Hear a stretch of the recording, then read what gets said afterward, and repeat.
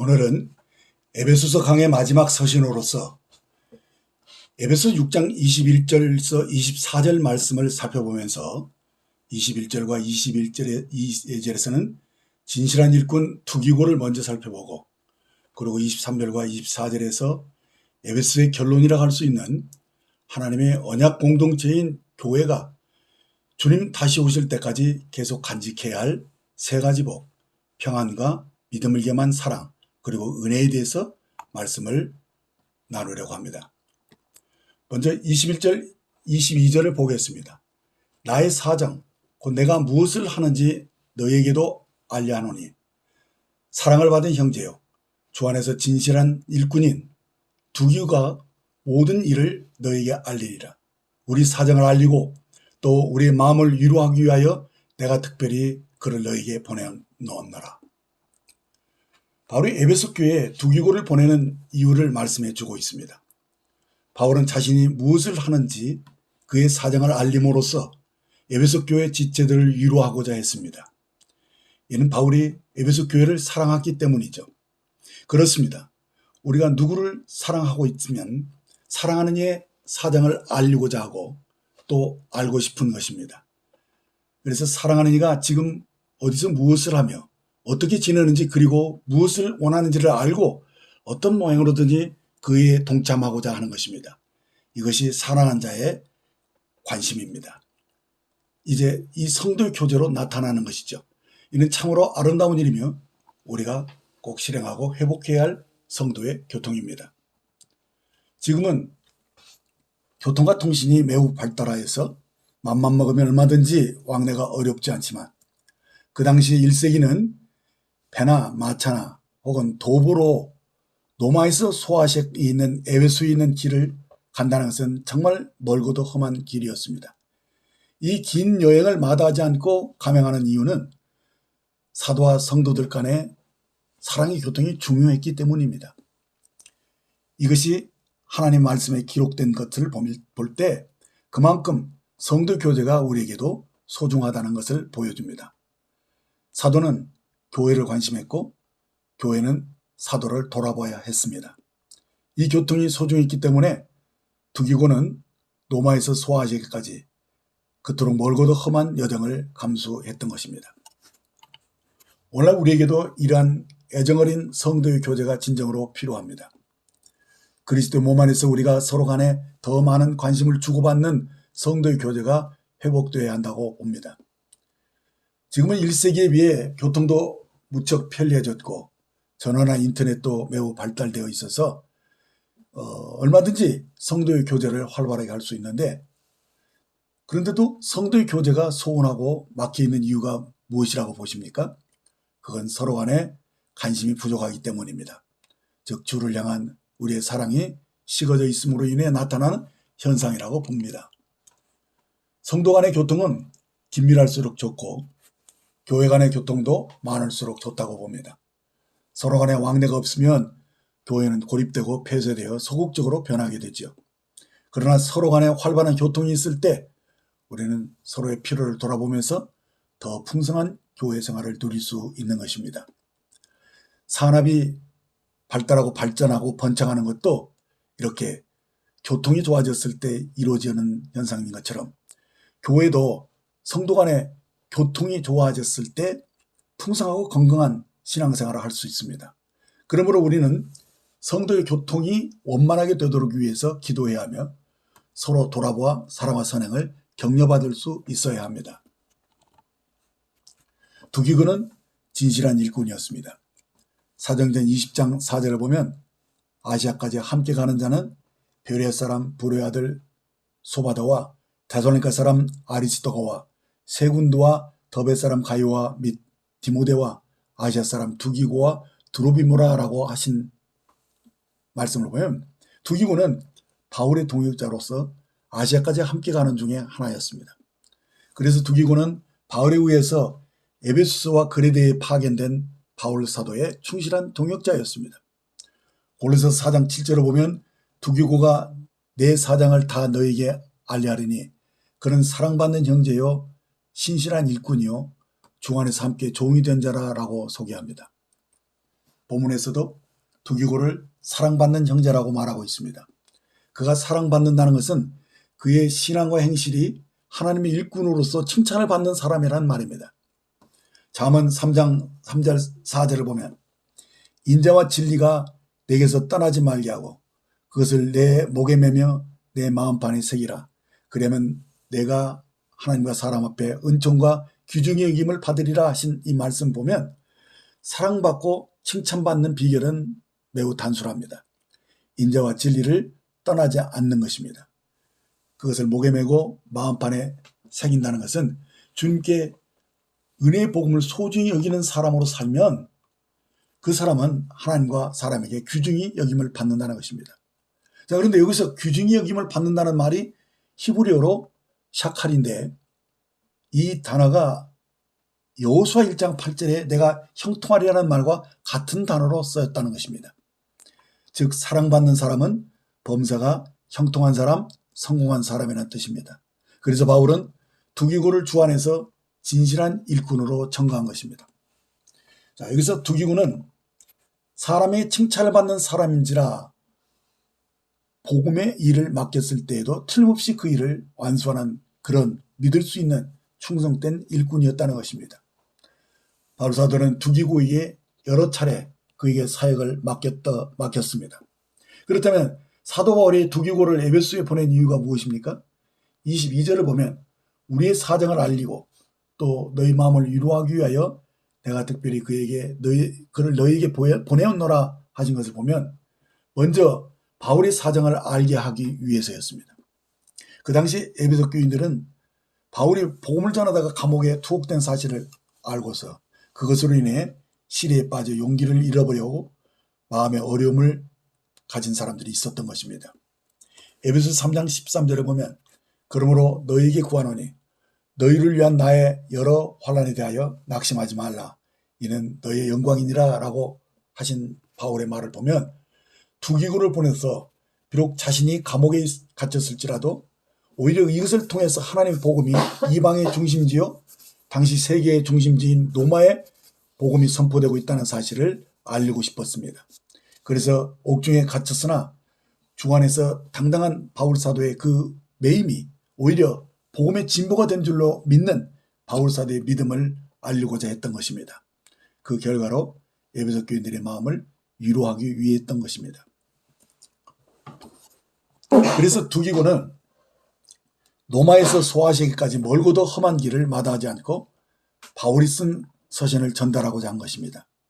그리고 옥에 갇힌 사도를 대신해서 에베소 교회의 성도들의 마음을 위로하고자 했던 것입니다. 이렇게 두기고의 희생적인 수고가 있었기에 사도 바울의 사역에 결실이 맺힐 수 있었다라고 봅니다. 하지만 그의 이런 희생적인 헌신을 기억하는 사람이 얼마나 있겠습니까? 그러나 에베소 공부를 통해 두기고를 알게 된 우리가 두기고처럼 남을 위로하고 용기를 주는 사역을 감당하고자 한다면 에베소서를 살펴본 우리가 두기고의 희생적인 헌신을 기억하고 있다라고 말할 수 있을 것입니다. 그렇습니다. 바울과 두기고의 헌신은 오늘 우리에게도 주님과 복음과 교회를 위해 진실한 일꾼으로 헌신해야 할 것이 중요하다는 사실을 깨닫게 해줍니다. 복음 전파와 함께 교회 성장은 성도들의 눈물 흘린 기도와 피땀 흘린 헌신이 요구되고 있다는 것입니다. 특별한 사명을 위해 부름을 받은 사역자들뿐만 아니라 우리 모두 구원받은 하나님의 자녀들은 적어도 자신만을 위해서는 사는 자로 그쳐서는 안 될 것입니다. 우리를 대신하여 죽었다가 다시 사신 주님을 위해서 복음을 위해서 사는 사람들이 되셔야 합니다.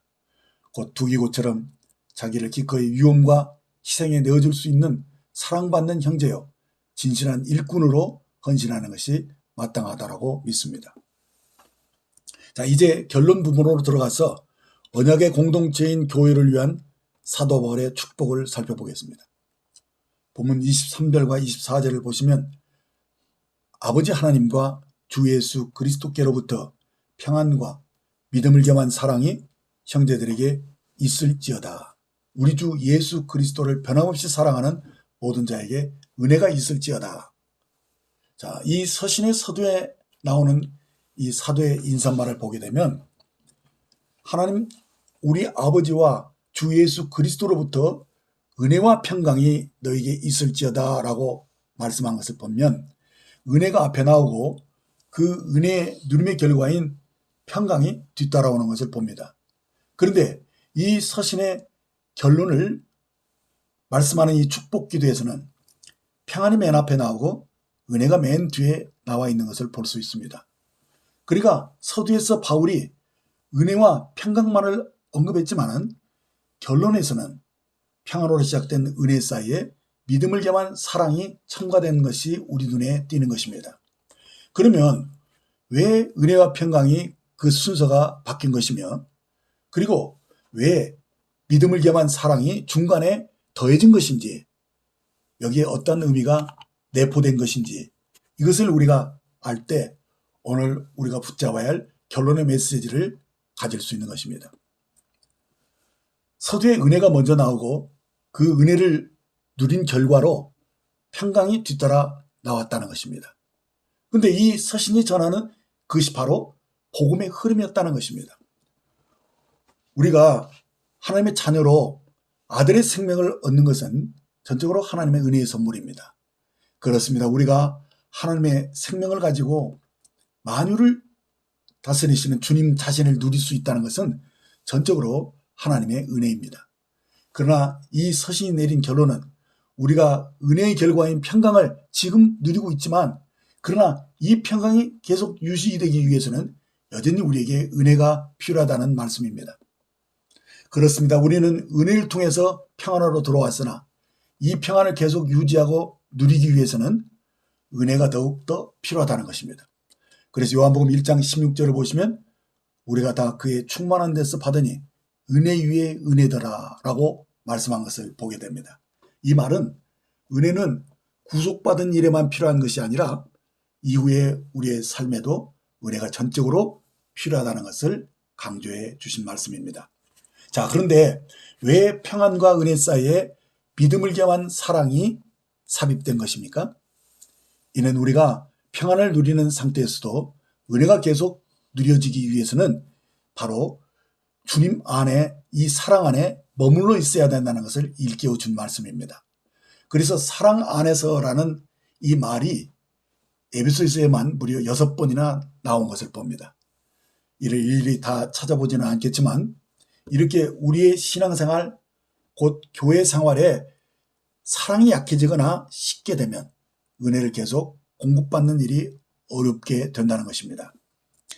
그래서 요한계시록에 주님이 에베소 교회를 향해서 말씀하신 것을 보게 되면 계시록 2장 2절과 3절에서 에베소 교회가 잘한 것을 먼저 칭찬하고 있지만 4절에서는 그러나 너를 책망할 것이 있나니 너희 처음 사랑을 버렸느니라 라는 이 말씀을 보게 될 때 에베소 교회의 문제는 일이나 지식이 부족이 아니라 첫사랑을 잃어버린 것이 가장 큰 문제였다는 것입니다.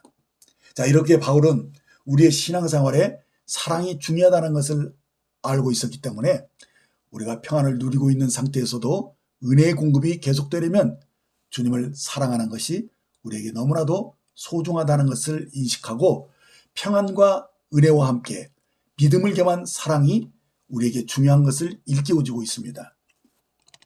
자, 그러나 이 진리를 아시면 쉼이 될 것입니다. 사랑은 하나님 아버지와 주 예수 그리스도로부터 온다는 것입니다. 이 말은 이 사랑이 우리에게서 시작되는 것이 아니고 하나님에게로부터 시작되었다는 것입니다. 요한일서 4장 10절을 보시면 사랑은 여기 있으니 우리가 하나님을 사랑하는 것이 아니요 하나님이 우리를 사랑하사 우리 죄를 속하기 위하여 화목제물로 그 아들을 보내셨음이라 라고 말씀합니다. 그리고 이어지는 16절에서 하나님이 우리를 사랑하시는 사랑을 우리가 알고 믿었노니 하나님은 사랑이시라. 사랑 안에 거하는 자는 하나님 안에 거하고 하나님도 그 안에 거하시느니라 라고 말씀하셨습니다. 그리고 19절에서는 우리가 사랑함은 그가 먼저 우리를 사랑하셨음이라 하신 이 말씀을 보게 될 때 우리가 여기서 무엇을 깨닫게 되느냐? 그것은 하나님이 우리에게 사랑을 요구하시기 전에 먼저 하나님이 우리를 사랑하셨다는 것입니다. 하나님은 우리 죄를 속하기 위해서 화목제물로 그 아들을 내어주셨습니다. 그래서 우리가 이 복음을 듣고 믿음으로써 우리가 그의 사랑 안에 거할 수 있게 되었고, 이제 나아가 이제 하나님을 우리도 사랑할 수 있게 되었다는 것입니다. 그래서 본문 24절에서 우리 주 예수 그리스도를 변함없이 사랑하는 모든 자에게 은혜가 있을지어다 라고 선포했던 것입니다. 그렇습니다. 우리에 대한 하나님의 사랑을 우리가 알고서 믿음으로써 이제 우리가 주 예수 그리스도를 변함없이 사랑할 수 있는 자들이 되었다는 것입니다. 이렇게 우리가 하나님과 친밀한 사랑의 관계 안에서 이 은혜를 계속 누림으로써 이제 우리는 계속 평안을 유지할 수 있다는 것입니다. 그래서 바울은 23절에서 평안과 믿음을 겸한 사랑, 은혜가 형제들에게 있을지어다 라고 세 가지 복을 선포한 것입니다. 자, 그런데 23절에서 바울은 사랑을 언급할 때 믿음을 겸한 사랑이라는 이 말씀을 우리에게 주고 있습니다. 자, 이게 무슨 말인가 하면 디모데전서 1장 14절을 보면 우리 주의 은혜가 그리스도 예수 안에 있는 믿음과 사랑과 함께 넘치도록 풍성하였도다라고 하신 이 말씀을 보게 될 때 우리에게 주어진 은혜가 넘치도록 풍성해질 수 있었던 것은 그리스도 예수 안에 있는 믿음과 사랑이 함께 있음으로 인해 풍성하게 되었다는 말씀입니다. 그렇습니다. 믿음과 사랑은 우리가 그리스도의 은혜에 참여하고 이 은혜를 누릴 수 있는 두 가지 수단이 되기 때문입니다. 믿음은 그리스도를 영접하는 것 관련이 있습니다. 요한복음 1장 12절을 보시면 영접하는 자, 곧 그 이름을 믿는 자에게는 하나님의 자녀가 되는 권세를 주셨으니라고 영접하는 것과 믿는 것이 같은 개념으로 사용되었습니다. 그리고 사랑은 그 안에 친밀하게 거함으로써 그 은혜를 누리는 것과 관련이 있다는 것입니다. 그러므로 우리 주의 은혜가 그리스도 예수 안에 있는 믿음과 사랑과 함께 넘치도록 풍성해지는 것입니다. 그렇습니다. 우리가 그리스도를 영접함으로써 하나님의 자녀가 되어서 이제 영원한 생명을 얻게 되어지면 그 다음에 중요하고 강조되는 것은 사랑입니다. 요한복음 14장 23절을 보시면 예수께서 대답하여 이르시되 사람이 나를 사랑하면 내 말을 지키리니 내 아버지께서 그를 사랑하실 것이요 우리가 그에게 가서 거처를 그와 함께 하리라 하신 이 말씀을 보게 되면 아버지와 아들이 주 예수님을 사랑하는 사람에게 와서 거처를 저와 함께 하신다고 말씀하셨습니다. 자, 이렇게 우리는 믿음으로써 주 예수님을 영접하게 되고 이제 또 사랑함으로써 우리가 주님을 누리고 있는 것입니다. 그래서 바울은 디모데전서 1장 14절에서 우리 주의 은혜가 그리스도 예수 안에 있는 믿음과 사랑과 함께 넘치도록 풍성하였도다라고 말씀하신 것입니다. 데살로니가전서 5장 8절에서도 믿음과 사랑이 함께 언급된 것을 봅니다. 우리는 낮에 속하였으니 정신을 차리고 믿음과 사랑에 호심경, 흉패를 붙이고라고 말씀한 것을 봅니다. 그런데 에베소 6장 14절에서 이와 비슷한 의의 흉배가 나오는데 이 둘을 우리가 서로 비교해 볼 때 앞에는 일상생활을 위해서 사랑의 흉배를 붙여야 한다고 했고 이제 뒤에서 영적 전쟁을 위해서 의의 흉배가 필요하다고 말씀한 것입니다. 그러니까 우리의 일상생활을 위해서 가슴에 붙여야 할 흉배는 믿음과 사랑의 흉배라는 것입니다. 그렇습니다. 우리의 일상생활 속에서 주의 은혜가 풍성히 공급되려면 우리는 주 예수님을 나의 구주와 주인으로 고백하는 믿음이 있어야 하고 그리고 또한 주님과의 친밀한 사랑 교제가 있어야만 우리가 주의 은혜 가운데 넘치도록 풍성함을 누릴 수 있는 것입니다. 그렇습니다. 우리의 일상생활에 주의 은혜가 풍성히 공급되려면 우리의 가슴에 믿음과 사랑의 흉배를 붙여야 합니다. 그래서 주님과의 그 사랑의 친밀함을 우리가 누릴 수 있어야 한다는 것입니다. 이 말은 우리의 삶이 주님과의 바른 관계 속에 있을 때 평안과 생명과 평안이 유지될 수 있다는 말입니다. 그렇습니다. 로마서 8장 6절에 보면 육신의 생각은 사망이요 영의 생각은 생명과 평안이라고 하신 말씀대로 우리가 영의 생각으로 살 때 생명과 평안이 우리 속에서 계속 유지될 수 있는 것입니다. 이렇게 요한복음과 데살로니가전서와 그리고 디모데전서에서 믿음과 사랑이 함께 연관되어서 나옵니다. 본문 6장 23절에서도 믿음을 겸한 사랑이라고 말씀하신 것은 이는 우리의 믿음이 사랑과 조화를 이룸으로써 믿음이 뒷받침되는 사랑을 함께 하라고 한 것을 강조한 말씀인 것입니다. 그래서 갈라디아서 5장 6절을 보면 믿음은 사랑을 통해서 역사한다라고 말씀합니다. 그러니까 믿음으로 의롭게 됨을 강조하는 갈라디아서에서도 그리스도 예수 안에서 할례나 무할례나 효력이 없을 때 사랑으로서 역사하는 믿음뿐이라고 말씀했던 겁니다. 우리가 주 예수님을 믿는 것이 실제로 사랑의 문제임을 밝힌 것입니다. 우리의 믿음이 사랑을 통해서 역사한다는 말입니다. 그러니까 우리가 복음을 듣고 회개함으로써 주 예수님을 믿는 것은 주의 사랑을 알고 주님을 귀히 여기는 사랑으로 인하여서 그런 믿음을 가지게 되었다는 것입니다. 우리가 주님을 사랑하면 할수록 주님 안에 있는 우리의 믿음도 더욱 강건해지는 것입니다. 이렇게 사랑으로 역사하는 믿음만이 참된 구원을 가져온다는 것입니다. 그러므로 사랑으로 역사하는 믿음, 이것이 우리를 구원할 뿐만 아니라 이후에도 주님과의 관계를 지속하는 생명과 평안에도 믿음을 겸한 사랑이 절대로 필요하다는 것입니다.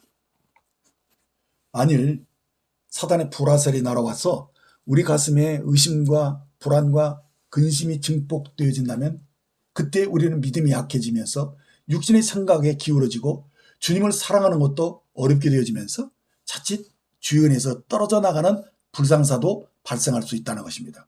자, 그러니까 믿음이 손상되면 사랑도 손상되고 따라서 주님과의 관계도 무너지면서 은혜에서 떨어져 나가는 안타까운 일도 발생할 수 있다는 것이죠. 왜 이러한 현상이 일어나는 것입니까? 사랑이 식어지면 관계가 멀어지고 은혜가 아닌 율법으로 의무적으로 반응하는 결과가 나오는 것입니다. 갈라디아서 5장 4절을 보면 율법 안에서 의롭다함을 얻으려 하는 너희는 그리스도에게서 끊어지고 은혜에서 떨어진 자로다라고 하신 말씀을 보게 될 때 믿음을 겸한 사랑이 희미하게 되어지면 우리는 자칫 그리스도에게서 멀어지고 은혜에서 떨어진 자로 전락할 위험이 있다는 것입니다. 그래서 바울은 주님이 오실 때까지 우리의 믿음이 계속 유지하고 지켜지기 위해서 우리로 하여금 믿음의 선한 싸움을 싸우라고 말씀합니다. 디모데후서 4장 7절 8절을 보시면 내가 선한 싸움을 싸우고 나의 달려갈 길을 마치고 믿음을 지켰으니 이제 후로는 나를 위하여 의의 면류관이 예비되었으므로 주 곧 의로우신 재판장이 그날에 내게 주실 것이며 내게만 아니라 주의 나타나심을 사모하는 모든 자에게도니라 라고 하신 이 말씀을 보게 되면 우리가 주님 다시 오는 날까지 반드시 지켜야 하는 것이 있다면 무엇입니까? 그것은 우리의 믿음입니다. 이 믿음을 끝까지 지켜야만 그날에 우리가 받게 될 의의 면류관이 예비되어 있는 것입니다. 이렇게 우리에게 영광의 날이 오기까지 계속 유지하고 지켜야 하는 것이 믿음을 겸한 사랑입니다. 이 믿음을 겸한 사랑이 우리를 은혜 안에 머물러 살도록 하고 우리로 하여금 계속 믿음을 유지하게 해줍니다. 그러나 이미 말씀드린 바대로 사랑은 하나님부터 나오는 것입니다. 그러므로 우리가 주님을 어떻게 사랑할까 노심초사할 필요는 전혀 없습니다. 그럼 어떻게 하면 됩니까? 하나님이 나를 먼저 사랑하셨고 지금도 변치 않는 사랑으로 나를 사랑하신다는 사실을 굳게 믿으면 됩니다. 그렇습니다. 사랑은 하나님 편에 있고 믿음은 우리 편에 있는 것입니다. 그래서 우리에게 평안과 믿음을 겸한 사랑이 있을지어다 라고 축복하신 것입니다. 이 말은 하나님과 우리 사이가 사랑의 교통으로 이루어져 있음을 함축한 말씀입니다. 그렇습니다. 우리는 지금 변치 않는 하나님의 사랑을 공급받고 있으며 우리는 이 은혜를 믿음으로 받고 이 사랑을 주님과 교회에게 돌려주는 일을 힘쓰면 됩니다. 이렇게 주님과 원만한 사랑 관계를 유지하는 것이 우리의 일상생활이요 교회 생활이 되어야 하는 것입니다. 그렇습니다. 우리가 주님으로부터 받은 사랑과 평안과 은혜의 공급을 이제 주님과 복음과 교회를 위해서 되돌려주는 축복의 통로가 되시라는 겁니다. 히브리서 10장 23절에서 25절을 보시면 또 약속하신 이는 미쁘시니 우리가 믿는 도리의 소망을 움직이지 말며 굳게 잡고 서로 돌아봐 사랑과 선행을 격려하며 모이기를 피하는 어떤 사람들의 습관과 같지 말고 오직 권하여 그날이 가까움을 볼수록 더욱 그리하자라고 하신 이 말씀을 보면 우리의 일상생활이 곧 교회 생활이 우리의 믿음을 굳게 하는 것 거기에 그치지 않고 그것이 중요하지만 더 나아가서 이제 우리가 주님으로부터 받은 사랑과 은혜를 이제 교회를 돌보는 일에 힘써야 한다는 것입니다. 그래서 이 말씀이 연결되어 있는 것입니다. 주님 다시 오시는 그날이 가까움을 볼수록 우리가 더욱 그리해야 한다는 것입니다. 이것이 우리 일상이 되고 교회 생활이 되게 하라는 것입니다. 자, 이것이 우리가 실제로 드려야 할 그런 신령한 예배인 것이죠. 그래서 히브리 기자는 그러므로 우리는 예수로 말미암아 항상 찬송의 제사를 하나님께 드리자. 이는 그 이름을 증언하는 입술의 열매니라. 오직 선을 행함과 서로 나눠주기를 잊지 말라. 하나님은 이 같은 제사를 기뻐하시느니라 라고 말씀하신 것입니다. 자, 이렇게 우리에게 오는 하나님의 사랑과 주님께로 돌려지는 우리의 믿음으로 인하여서 우리가 평안 가운데서 주님 우리의 믿음과 사랑이 계속 보존되는 은혜가 공급되어진다는 것입니다. 그래서 이 사랑의 교통은 우리를 은혜 안에 머물러 있게 해줍니다. 즉 우리를 주님에 대한 누림 안으로 안식할 수 있게 해준다는 겁니다. 그래서 맨 끝절에 24절에서 우리 주 예수 그리스도를 변함없이 사랑하는 모든 자에게 은혜가 있을지어다 라고 우리를 축복하신 것입니다. 우리가 하나님의 영원한 목적을 성취하고 대적에 대한 문제를 해결하는 교회 생활을 하기 위해서는 우리에게 절대적으로 은혜가 필요합니다. 은혜에 대한 주님의 누림은 주님을 사랑하는 자들에게만 주어지는 특권입니다. 이 사랑은 합당한 교회 생활을 위해서 우리가 변함없이 사랑하고 즉 부패하지 않는 상태로 주님을 사랑해야 합니다. 주님에 대한 우리의 사랑은 부패하지 않고 시들어 죽지 않는 변찮는 사랑이라야 합니다. 이 사랑은 하나님부터 나온 참되고 진실한 사랑입니다. 그러나 이 사랑은 일방적이지 않고 쌍방적이기 때문에 우리 쪽에서는 믿음을 겸한 사랑으로 반응하라고 말씀한 것입니다. 서신의 결론 부분인 마지막 축복 기도 속에서 우리는 아버지 하나님과 주 예수 그리스도로부터 받은 은혜의 결과인 평안과 믿음을 겸한 사랑이 우리에게 있을지어다 라고 이미 우리에게 주어진 복을 선언해 주고 있습니다. 자, 그래서 우리는 은혜로 주어진 평안과 믿음을 겸한 사랑으로 하나님께 응답하는 것입니다. 그렇습니다. 우리는 믿음을 겸한 사랑의 교통으로 우리에게 필요한 은혜의 공급을 계속 받음으로써 영원한 하나님의 목적을 성취하고 대적에 대한 하나님의 문제를 해결하는 교회 생활을 계속할 수 있다는 것입니다. 이것이 우리 주 예수 그리스도를 변함없이 사랑하는 자들에게 주어진 은혜와 축복입니다. 이렇게 우리에게 평안과 믿음을 겸한 사랑 그리고 은혜로 축복하신 우리 주 예수님을 영원히 찬송합니다. 감사합니다.